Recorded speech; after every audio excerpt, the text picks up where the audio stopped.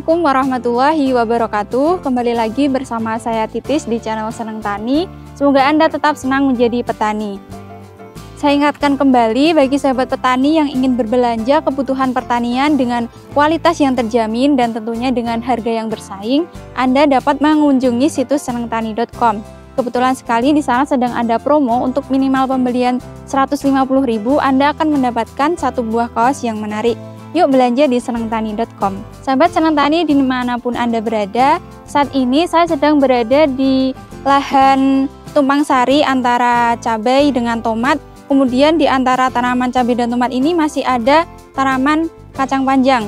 Tepatnya lahan ini ada di Desa Meranggen, Kecamatan Serumbung, Kabupaten Magelang, di mana uniknya lahan ini walaupun di sini tumpang sari antara 3 tanaman, namun bisa dilihat di sini tanamannya masih sangat sehat. Untuk serangan terhadap bercak daunnya masih minim, padahal biasanya tanaman tomat ini identik dengan serangan bercak daun, apalagi di musim seperti saat ini di mana biasanya siang itu sangat panas, kemudian sorenya langsung hujan. Nah, sebenarnya apa rahasianya supaya tanaman di sini tetap sehat? Untuk lebih lengkapnya langsung kita masuk ke sesi wawancara.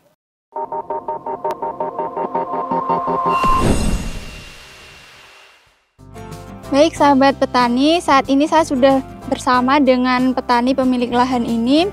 Untuk lebih jelasnya kita langsung saja masuk ke sesi wawancara.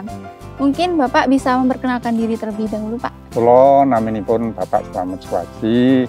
Desa saya Sumbersari, Meranggen, Serumbung. Bapak Slamet di Desa Meranggen, Kecamatan Serumbung, Kabupaten Magelang ya, Pak. Iya. Umur tanaman di sini sudah berapa hari nggih? Ini sampun umur 50 hari. 50 hari untuk tomatnya nggih, Pak. Iya. Kalau untuk cabenya? Cabenya itu 40 hari. Cabenya 40 hari. Kemudian saya lihat di sini, Pak, tadi ada tanaman kacang panjangnya juga. Ini sebagai apa, tanaman selipan apa gimana ini, Pak? Iya, ini hanya selingan saja. Oh iya. Jadi di sini ada tanaman cabai, tomat, dan kacang panjang ya, Pak. Kemudian untuk varietasnya ini apa, Pak, untuk tomatnya? Varietas tomat ini tomat servo, ini mengerumat secara rutin, Mbak. Oh iya. Lorien beto obat jamur niku lain sing dipun paringaken dateng petani Moro Seneng. Setelah Moro Seneng menika datang, aku lo alih ke obat jamur Tokpas. Tokpas niki ngaten, Mbak. Selain untuk jamur, penyuburan tanaman ini bisa gemuk dan bisa buahnya banyak dan tahan layu. Jadi untuk tomatnya tadi varietasnya servo ya, Pak? Servo. Kalau cabenya? Cabenya itu jenis macam viral. Viral. Ini umurnya masih 50 harian ya, Pak. Jadi biasanya kan tomat itu identik dengan bercak daun ya, Pak, atau layu. Tapi saya lihat di sini tamannya masih sangat sehat, padahal di sini juga sangat lembab, apalagi ini tumpang sari ya, Pak. Nah, jadi sebenarnya apa rahasianya, Pak? Mungkin Bapak bisa berbagi kepada sahabat petani semua bagaimana cara mengendalikan penyakit pada tomat ini. Perawatannya rutin, disemprot selama 3 hari sekali. 3 hari sekali. Itu pakai apa aja, Pak?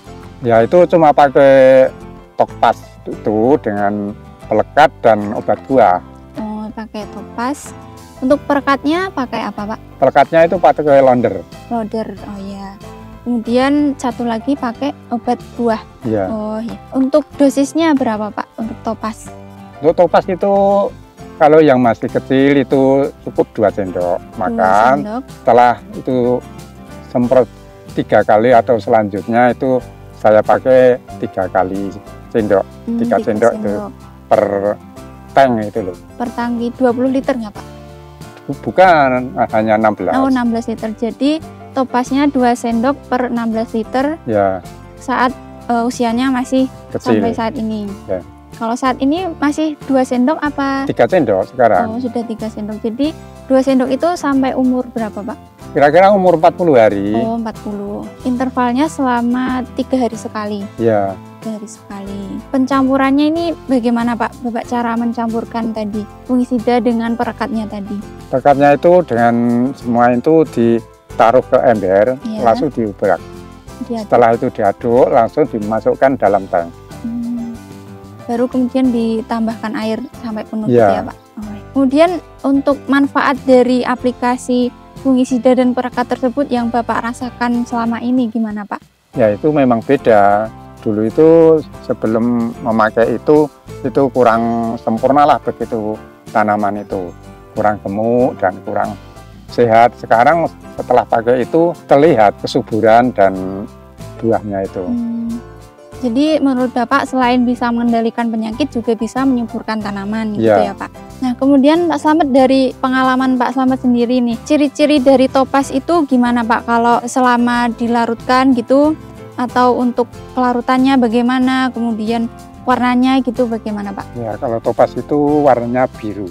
Warnanya biru. Itu dimasukkan dalam air itu cepat larut, tidak mengendap. Tidak mengendap ya Pak? Ya berarti tidak menyumpel di sprayer itu loh. Oh ya, jadi tidak menyumbat sprayer. Ya. Jadi selain efektif dalam waktunya juga ya Pak, jadi kalau dilarutkan itu bisa langsung larut tanpa menunggu lama gitu ya Pak. Dan untuk warnanya ini juga biru, jadi kelihatan lebih mantep gitu ya Pak kalau disemprot. Jadi kelihatan di daun kalau warnanya itu biru ya Pak. Biru hitam lah itu. Biru agak kehitaman gitu. Kemudian untuk mengendalikan hama atau penyakit lain itu Bapak pakai apa lagi Pak? Cuma pakai obat ular itu loh. Obat ular, insektisida ya Pak. Itu aplikasinya setiap? Kalau obat ularnya itu 2 kali semprotan itu dipakai 1 kali. Sekarang dipakai obat ular, besok enggak.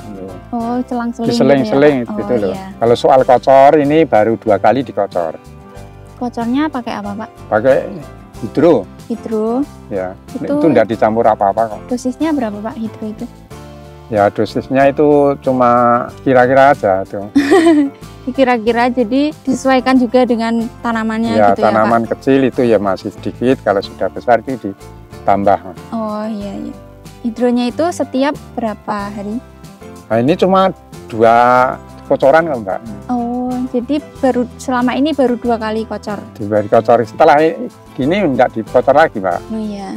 Jadi sahabat petani semua, seperti yang sudah dijelaskan oleh Pak Slamet tadi, bahwa untuk mengendalikan penyakit pada tanaman tomat dan cabai di sini Bapak Slamet memakai fungisida dengan merek dagang Topaz. Nah, jadi Topaz ini sebenarnya adalah fungisida kontak dengan bahan aktifnya yaitu mancozeb. Jadi seperti yang sudah dikatakan oleh Pak Slamet tadi, bahwa setelah penggunaan Topaz ini bisa dirasakan manfaatnya, yaitu untuk serangan patogennya minim, kemudian tanamannya juga subur. Nah, jadi karena Topaz ini bahan aktifnya mancozeb, jadi dia ini mengandung zinc dan mangan. Jadi selain bisa mengendalikan patogen dengan cara mendegradasi enzim-enzim pada jamur patogen, dia ini juga mampu menyuburkan tanaman karena zinc dan mangan. Jadi dia ini mampu membantu dalam fotosintesis tanaman sehingga tanamannya juga tumbuh subur selain serangan patogennya minim. Kemudian saya akan coba menyimpulkan dari apa yang sudah dijelaskan oleh Pak Slamet tadi,